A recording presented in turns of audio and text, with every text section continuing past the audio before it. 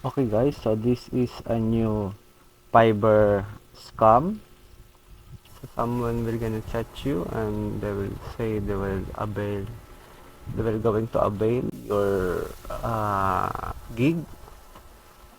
Then they will gonna send you an image that will asking your Gmail or your email that they are gonna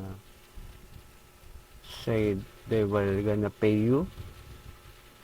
Then after you send it to them, they will gonna email you the the email link. So then here's it says hello, it's Fiverr. Then if you click for review, so this is the link, and as you can see it says 300 euro. And if you click it says customer has paid your service, customer has paid 300 euro, and you click get fund. Okay, and it will gonna say open your card number, your name, also the CVV.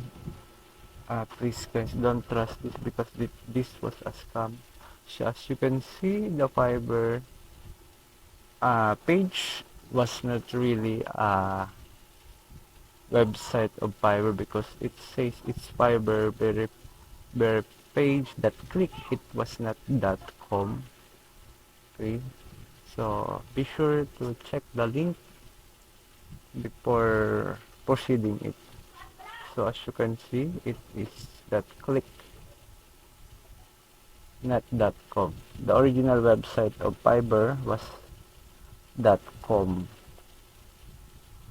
Okay, so this is the original website.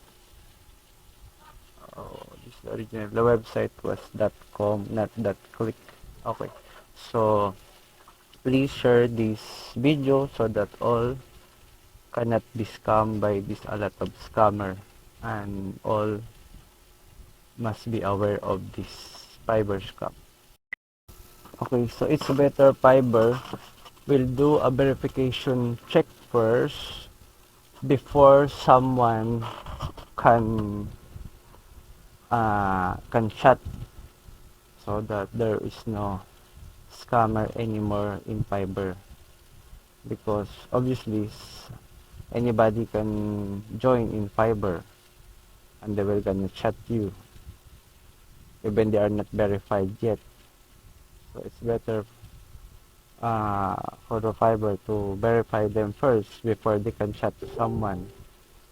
So if they scam, therefore it was verified and it was uh, we can trace it, that scammer.